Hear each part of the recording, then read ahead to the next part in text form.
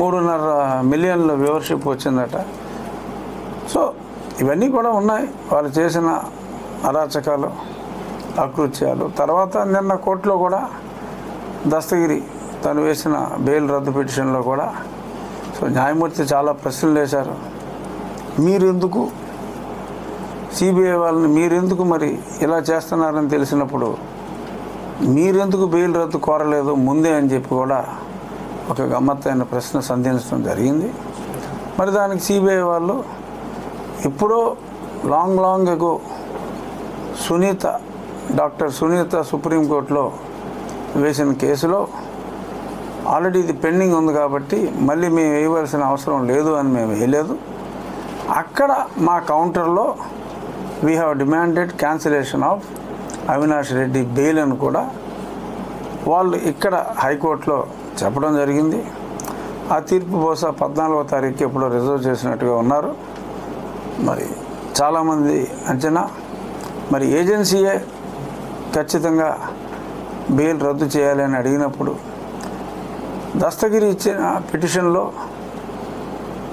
ఎప్పుడూ కూడా జైలుకి వెళ్ళి సేవ చేయని హైదరాబాద్ జైల్లో ఉన్న ఒక ఖైదీ గారి అబ్బాయి డాక్టరు సేవ చేయాలనే ఒక అద్భుతమైన భావన ఆయనకు కలిగి మరి ఆయన జైలుకి వెళ్ళటం, కడప జైల్లో ఎప్పుడూ సేవ చేయాల, అప్పుడే దస్తగిరి ఆ జైల్లో ఉన్నప్పుడే ఆయనకి సేవ చేయాలనే ఆలోచన వచ్చిందట. మరి ఆ సేవ చేసే కార్యక్రమాలు మరి ఈయన అక్కడికి వెళ్ళటం, వారికి కేవలం ఒక 20 కోట్ల రూపాయలు ఆఫర్ చేయటం, అతను దాన్ని తిరస్కరించడం జరిగింది. నన్ను ప్రభావితం చేయాలని చెప్పి కూడా ఈ కూటమి ఎవరైతే వివేకానంద రెడ్డి గారిని నా చేతుల మీదుగా చంపించారో వాళ్ళు ప్రలోభ పెడుతున్నారు, లేదంటే చంపుతామని బెదిరిస్తున్నారు అని చెప్పి మరి ఏజెన్సీ కూడా అన్ని మాటలు అన్న తర్వాత నార్మల్గా ఒకసారి ఏజెన్సీయే బెయిల్ రద్దు చేయాలి, వైలేషన్స్ ఉన్నాయి అంటే అప్పుడు నేను జగన్మోహన్ రెడ్డి బెయిల్ కూడా రద్దు చేయాలన్నా అప్పుడు ఏజెన్సీ కోఆపరేట్ చేయలేదు. ఏజెన్సీ మాకు నో కామెంట్ అండి, కోర్టు వారు మీరు ఏం చెప్తే మటుకు అది మాకు ఓకే అండి అని చెప్పడం జరిగింది. కోర్టు ఏం చెప్తే అది ఓకే ఎనియో ఆటోమేటిక్గా చెప్పక్కర్లేదు. కానీ వాళ్ళు ఇలాగ అడగల బెయిల్ రద్దు చేయమని జగన్మోహన్ రెడ్డి, కానీ ఇక్కడ బెయిల్ రద్దు చేయమని అడగడం జరిగింది. కాబట్టి డెఫినెట్గా ఈ 14వ తారీఖు కావచ్చు లేదా 24వ తారీఖు సుప్రీంకోర్టులో కూడా సునీత వేసిన పిటిషన్, ఇది దస్తగిరి వేసిన పిటిషన్, సునీత వేసిన పిటిషన్ 24వ తారీఖు వస్తుంది. మరి ఈ 2 బెయిల్స్ని మరి తమ అద్భుతమైన న్యాయ పటిమతో మరి వాళ్ళు మేనేజ్ చేసుకోగలరా మరి నాకు తెలియదు. బట్ న్యాయం జరిగితే అది రాబోయే ఎన్నికల్లో కూడా పెను ప్రభావం చూపించే అవకాశం కూడా ఉంది.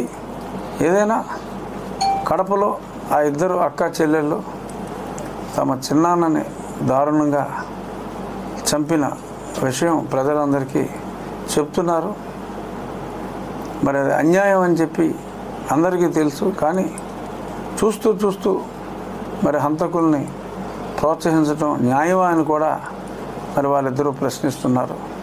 అలాగే నీ తల్లి నీ వెంట లేదు, ఏదో భయం కొద్దీ ఓ ముద్దు ఒక ఆశీర్వాదం ఇచ్చినప్పటికీ కూడా మళ్ళీ కుమార్తెను కూడా మరి ఆవిడ ఆశీర్వదించి పంపారంటే ఏదో తూర్చని ఆ అబ్బాయికి ఇచ్చిన ఆశీర్వాదం వెనక్కి తీసేసుకున్నట్టే. సో మరి ఇవన్నీ ఆశీర్వదించి పంపి మరి నా అక్కలు నా శల్యమ్మలు అని చెప్పి అతను మాట్లాడతాడు. మరి అతనికి 2 శల్యమ్మలు ఇవాళ రోడ్డు ఎక్కి అతన్ని ఇంకో కజిన్ బ్రదర్ని హంతకులు అని చెప్పి మరి చెప్తూ ఉంటే మరి సొంత చెల్లెలుకే మరి అంత పచ్చాబద్ధం చెప్పి దారుణంగా హత్య చేసి ప్రజలకు నేను సేవ చేస్తాను అంటే ఇంకా పిచ్చివాళ్ళు ఎవరైనా నమ్మితే అది వాళ్ళ కర్మను అనుకోవాలా? అటువంటి వాళ్ళ కర్మను అనుకునే వాళ్ళు ఎక్కువైపోతే మంచి వాళ్ళు కూడా ఈ పనికిమాలిన వాళ్ళ డెసిషన్కి బలైపోవాలా అనేది కూడా ఆలోచించాలి. ప్రజా సంక్షేమం కోరుకునే వాళ్ళు ఎవరైనా భవిష్యత్తులో ప్రజాకంటకుడైన ఇటువంటి వాడిని వదిలించాల్సిన అవసరం ఎంతైనా ఉంది. ఇవాళ ఈ రోజున ఇతను చేసిన రుణానికి ఈ రాష్ట్రాన్ని బయటపడేయటం అసలు ఎవడి వల్ల కూడా కాదు. ఎంతో కొంత కనుచూపు మేరలో ఉన్న ఆశాదీపం ప్రస్తుతం ఉన్న ఈ రాష్ట్రానికి చంద్రబాబు నాయుడు గారు ఒకళ్ళే హోపు. ఎందుకంటే అనుభవం ఉంది, సో కష్టపడే మనస్తత్వం ఉంది, వయసును లెక్క చేయని తత్వం ఉంది. కాబట్టి డెఫినెట్గా ఈ రాష్ట్రం బాగుపడాలి అంటే అది ఆయన ఒక్కడి వల్లనే సాధ్యం అనే ఒక భావంతో నేను నిన్న ఆ పార్టీలో జాయిన్ అవటం జరిగింది. సో రచ్చబండ పార్ట్ ఓవర్.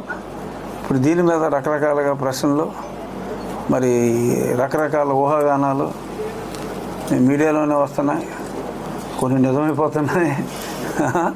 సో అంచేత మీరు ఏం అడగాలనుకుంటారో సిగ్గు లేకుండా అడిగాను. కలిసాను. నాకు తెలిసి నాకు చెప్పలేదు. మరి ఉండి సీటు నీకు అని ఆయన నాకు చెప్పలేదు. ఉండి సీటు నీకు లేదు అని రామరాజు గారికి చెప్పలే. నాకు తెలిసినంతవరకు నాకైతే ఖచ్చితంగా నేను చెప్పగలను. రామరాజు గారు కూడా చెప్పారు, వీడియోలో చూసా. రామరాజు గారు కూడా ఈ సీట్ నాదే